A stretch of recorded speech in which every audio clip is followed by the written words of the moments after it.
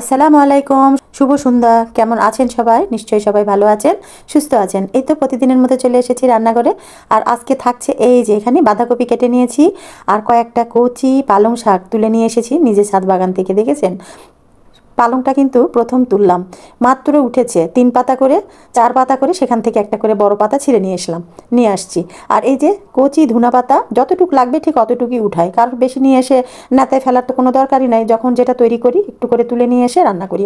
রসুনের কয়েকটা পাতা নিয়ে এসেছি। এই যে আজকে রান্নাটাতে মানে রেসিপিটাতে রসুন ইউজ করবো না, রসুনের পাতাটায়। আর 2টা কাঁচামরিচ, দেখেছেন, 2টা কাঁচামরিচ দিয়ে আমার আজকে নাস্তা হয়ে যাবে। তবে আজকের নাস্তাটা থাকছে, রেসিপিটা থাকছে যে এটা আপনারা সন্ধ্যার নাস্তায় বা টিফিনে কিংবা মানে ডিনারেও এরকম একটা সুন্দর রেসিপি করে নিতে পারেন।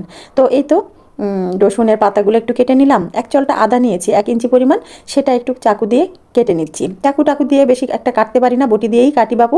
তো যাই হোক, একটু কাটাকাটি ছোটোখাটো টুকটাক কাটা চলে, ওইটুক পারি, খুব একটা বেশি পারি না। তো আদাটা একটু টুকরা টুকরা করে নিলাম, কাঁচামরিচ 2টাও কুচি কুচি করে নিচ্ছি। আর এটা কিন্তু অনেক ঝাল মরিচটা, জানেন তো, অনেক ঝাল। আর বাঁধাকপি নিয়েছি, বাঁধাকপি কিন্তু আমার গাছের না, বাঁধাকপি কেনা। বাঁধাকপি, পালং, আর এদিকে রসুন পাতা, এদিকে ধনা পাতা, আর এই যে থাকছে কাঁচামরিচ আর আদা। একটা পেঁয়াজও নিয়ে নিয়েছি বড় সাইজের, এই পেঁয়াজটা দিয়ে আমার পুরো রেসিপিটা হয়ে যাবে। তো কেমন আছেন সবাই, কে কোথা থেকে দেখছেন? আশা করছি মঙ্গল মতোই আছেন। আর আজকে সন্ধ্যা নাস্তাতে থাকছে খুব সহজ এবং মজাদার একটা রেসিপি। তো চলেন দেখে নেওয়া যাক। ফ্রাই প্যানে একটু পানি দিয়ে দিলাম, 2 কাপ পরিমাণ হবে, সেখানে ½ চা চামচ লবণ দিয়ে দিয়েছি। বাঁধাকপিটা একটু মিনিট খানিক একটু সিদ্ধ করে নেব আর কি। কারণ কি, বাজারের সবজি বলতে পারছি না, কারণ আমি যে সবজিটা করছি সেটা তো একবারে ফরমালিন মুক্ত, মেডিসিন মুক্ত, কিন্তু তারপরে একটু গরম পানিতে দিয়েই তুলে নিব। এতে করে কিন্তু খেতেও ভালো লাগে, আর সমস্যা বা কোনো ধরনের কোনো কিছু থাকলো না। এটা একটা ভালো মানে মনকে প্রশান্তি দেওয়ার জন্য, যে কোনো সমস্যা আর থাকলো না। পানি একটু বয়েল করে নিয়ে ওখানে তুলে নিলাম। আর এখানে দিয়ে দিয়েছি 2 টেবিল চামচ পরিমাণের বাটার। তার উপরে দিয়ে দিলাম আমি 1 মোট পরিমাণের আমার হলো ঝুড়ো করে রাখা সিদ্ধ মাংস। তো এটা আপনারা যে কোনো মাংস দিয়েই করতে পারেন, মাটন বলেন, আর হলো বিফ বলেন, চিকেন বলেন। তো আমি আজকে কিন্তু মাটন দিয়েই করে নিয়েছি, কারণ মাটন এই মুহূর্তে অ্যাভেলেবল ছিল, তাই মাটন দিয়েই করে নিলাম। এর সাথে দিয়ে দিলাম সে আদা টুকরা করে রাখা, সেটা ছেড়ে দিয়েছি। কাঁচামরিচ দিয়ে দিয়েছি 2টা, আর দিয়ে দিলাম বড় একটা পেঁয়াজের 3/1 ভাগ, খুব একটা বেশি দেই নাই, কারণ আর যতটুকু রেখেছি সেটা দিয়ে আমি গার্নিশ করব। তো এখানে একটু সয়া সস দিয়ে দিলাম, আর পরিমাণটা হবে আপনার 2 টেবিল চামচ পরিমাণ। তো সব কিছু একসাথে করে নিয়ে জাস্ট একটু মিলে মিশিয়ে একটু মানে সব ফ্লেভারটা এক জায়গায় হয়ে যাবে। আর একটু গরম গরম হবে, একটা ভাজা ভাজা স্পাইসি একটা ফ্লেভার আসবে, জাস্ট এইটুকুই। আর বাটার আর মাটন একসাথে হলে যা হয়। আর এর মাংসটা কিন্তু আমার রান্না করাই ছিল, এই জন্য এখানে কিন্তু লবণ, হলুদ, মরিচ সবই আছে, মশলাও আছে। জাস্ট এটা আর একটু লবণ দিয়ে মেখে নিলাম। লবণটা পরিমাণ মতো দিবেন, কারণ সয়া সস দেওয়া হয়েছে। আর ওইদিকে আমি কিন্তু ½ চা চামচ গোলমরিচ গুঁড়া করে নিয়েছি, সেই গোলমরিচটাও এর সাথে আমি অ্যাড করে দিয়েছি। আর এতে কিন্তু খুব স্পাইসি হয়েছে। আপনারা যদি এটা স্পাইসি না খেতে চান, তাহলে একটু ঝালের পরিমাণটা কমিয়ে নেবেন, হ্যাঁ। কিংবা ছোটো বাচ্চা যদি থাকে, তাহলে তো এত ঝাল খেতে পারবে না, তো তখন ঝালের পরিমাণটা আপনারা একটু বুঝে নেবেন। এখানে আমি 1.5 কাপ ময়দা, ½ চা চামচ ইস্ট দিয়ে, আর 1 চা চামচ টক দই, পরিমাণ মতো লবণ, আর ½ চা চামচ চিনি দিয়ে সুন্দর করে রুম টেম্পারেচারের পানি দিয়ে একটু ভালো করে মিশিয়ে ঘন্টাখানেক আগে রেখে দিয়েছিলাম। আমি এটা রেখে দিয়েছি মাইক্রো ওভেনে 30 সেকেন্ড হিট করে নিয়ে তার ভিতরে ঢুকিয়ে রেখেছিলাম। একবারে পুরো বলটা ভরে গিয়েছিল, 1.5 কাপ ময়দাতে একবারে ভর্তি হয়ে গেছিলো। তো ইস্টটাও খুব ভালো, খুব সহজেই ফুলে যায়। তো পুরাটা ডো আমি ভালো করে আবার একটু মেখে নিলাম। তারপরে এখান থেকে আমি 3টা লেচি কেটে নিব সমান সমান করে। তো এই 3টা লেচিকে আমি জাস্ট রুটির মতো করে বেলে নিব। আপনারা হাত দিয়েও করে নিতে পারেন, কিন্তু আমার কাছে এই মনে হচ্ছিল যে সময় যতটা কম লাগানো যায়, জাস্ট এই জন্যই। তো এই যে এদিক ওদিক একটু টেনে টুনে, তো ইস্টের আটার খামিরটা কিন্তু একটু ঝামেলা হয়, একদিকে টানলে আরেকদিকে বড় হয়ে যায়, তাই না? কোনো সমস্যা নেই, খাবো আমরা ঘরেই, আর বাচ্চা কাচ্চা নিই। রূপক, আমি আর ওর বাবা, এই তো আমরা 3জন। কোকো তো খেতে পারে না, পরে দেখছি কোকোও কিন্তু খায়, চিনি দেওয়া আছে, লবণ দেওয়া আছে, ও কিন্তু রুটি খায়। তো এখান থেকে 3টা রুটি থেকে একটা কোনা ভেঙে আবার ওকে দিয়েছিলাম, ও খুব মজা করে খেয়েছে। আর মাংস জুড়া করে রেখেছিলাম, সেটা দিয়েছি, সেটাও মানে ও আশেপাশেই আছে।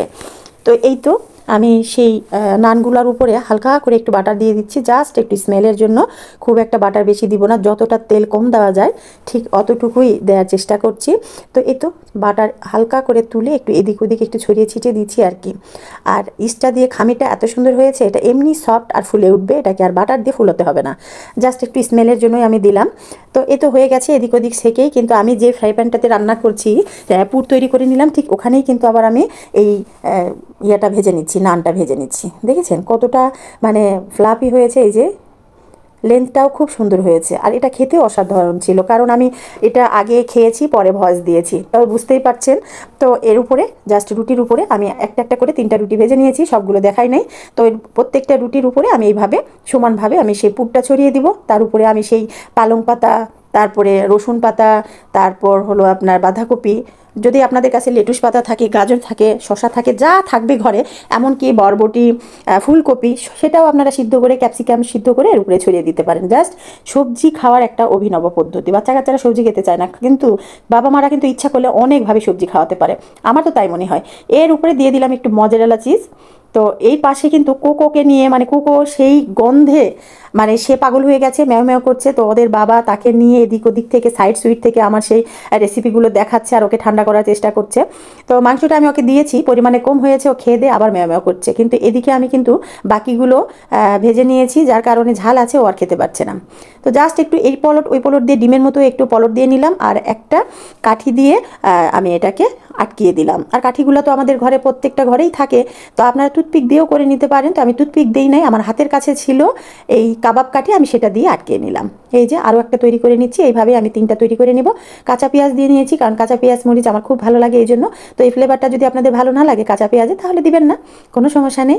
আপনাদের যেটা দিয়ে খেতে ইচ্ছে করে সেটা দিয়েই তৈরি করে নেবেন। আর এইরকম হাতে তৈরি করা এই খাবারগুলো বাচ্চাদের দিলে কিন্তু অনেক হেলদি। এরা কিন্তু যারা স্কুল গোয়িং বাচ্চা আছে, তাদের স্কুল থেকে আসতে মানে দুপুরের, সকালে তো খেতে পারে না, 8টা 9টা যে টিফিনটা দেয়, সেখানে যদি আমরা এরকম একটা দিয়ে দিতে পারি রেসিপি, তাহলে খাবার, তাহলে কিন্তু ওদের পেটটা ভরে যায়, আর ওরা অনায়াসে 1টা 2টা পর্যন্ত থাকতে পারে। সবগুলো রেডি করে নিয়ে আমি মাইক্রো ওভেনে 10 সেকেন্ডের জন্য একটু হিট করে নিব। আপনারা চাইলে যে ফ্রাই প্যানটাতে আপনারা নান তৈরি করেছেন, সেখানেও 5 মিনিট এদিক সেদিক একটু করে হিট দিয়ে নিতে পারেন। যেহেতু মজারেলা আছে, চিজটা গলে যাবে এবং খেতে আরও বেশি সুস্বাদু লাগবে। তো এই তো সব কিছু কিন্তু রেডি করে রাখা যায়, বুঝতেই তো পারলেন। তো এই একটা একটা করে আমি 3টা তৈরি করে নিলাম, ঝটপট হয়ে গেল। তো আপনারা এটা চায়ের সাথে তৈরি করে নিতে পারেন, বাচ্চাদের টিফিনেও। আর রেসিপিটা কেমন লাগলো অবশ্যই জানাবেন কিন্তু, ঠিক আছে? আর লাইক কমেন্ট শেয়ার করে পাশেই থাকবেন। যদি ইউটিউব থেকে দেখে থাকেন, সাবস্ক্রাইবটা করে দিবেন। আর যদি ফেসবুক থেকে দেখে থাকেন, তো লাইক কমেন্টটা করে দিবেন। আজকে পর্যন্ত সকলে ভালো থাকেন, আল্লাহ হাফেজ, শুভ সন্ধ্যা।